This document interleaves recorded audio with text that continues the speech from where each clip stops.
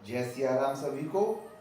आज हम वाल्मीकि रामायण के बालकांड के अध्याय 46 की कहानी सुनेंगे।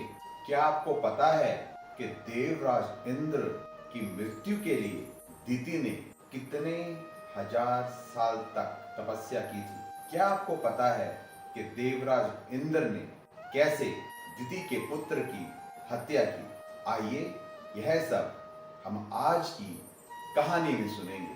अपने पुत्रों की मृत्यु पर दुखी होकर दिति ने अपने पति कश्यप से कहा कि मुझे एक ऐसे पुत्र का वर दीजिए जो इंद्र को मार सके। यह सुनकर कश्यप ने दिति से कहा कि अगर तुम 1000 साल तक पवित्र रहकर तपस्या कर सको तो तुम्हें निश्चय ही ऐसे पुत्र की प्राप्ति होगी जो इंद्र का वध कर पाएगा।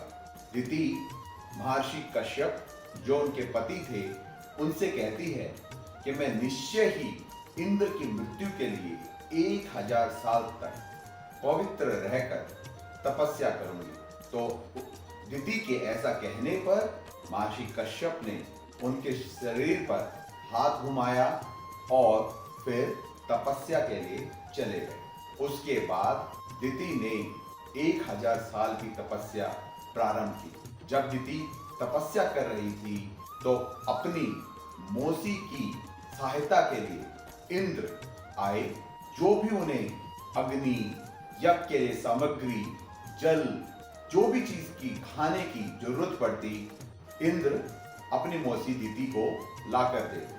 जब वो थक जाती उनके पैर दबाते और इस प्रकार 1000 साल की तपस्या चलती रही। जब तपस्या को पूरा होने में मात्र 10 वर्ष बच गए तो उस समय दिति इंद्र उनकी सहायता कर रहे थे उससे खुश होकर इंद्र से कहती है कि मैं तुम्हारी इस सेवा से बहुत खुश हूं और जब मेरा पुत्र होगा, वैसे तो मैंने उसे मांगा था तुम्हारी मृत्यु के लिए, परंतु जब मेरा पुत्र होगा मैं अपने पुत्र से कहूंगी कि वो तुम्हारी हत्या ना करे बल्कि तुम्हारी सहायता करे। और उसके बाद वो अपनी तपस्या जारी रखती है। कुछ समय के पश्चात दिति को निंद्रा आ जाती है और वो अपने सर को अपने पैरों के ऊपर टिका देती है।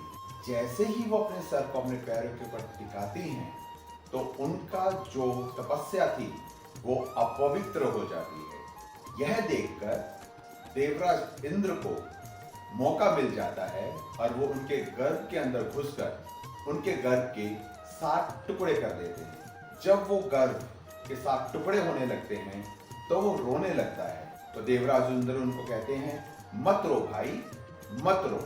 जब गर्भ की हत्या हो रही होती है और वो रोने लगता है तो दिति जाग जाती है और वो देखती है कि देवराज इंद्र ने उनके गर्भ के 7 टुकड़े कर दिए थे। और इस प्रकार आज का अध्याय संपन्न होता है। वाल्मीकि रामायण के अंदर बहुत सारी कहानियां हैं और अगर आप ये चाहते हैं कि ये कहानियां सभी लोगों तक पहुंचे तो आप हमारे पेज राम लखन यात्रा को फॉलो कीजिए, हमारी कहानियों को लाइक कीजिए, लोगों के साथ शेयर कीजिए ताकि वाल्मीकि रामायण की कहानियां सभी तक पहुंच सके। और आप सभी लोग सुनते रहिए परशुराम की कहानी, भक्त मनु की जबानी। जय सिया राम सभी।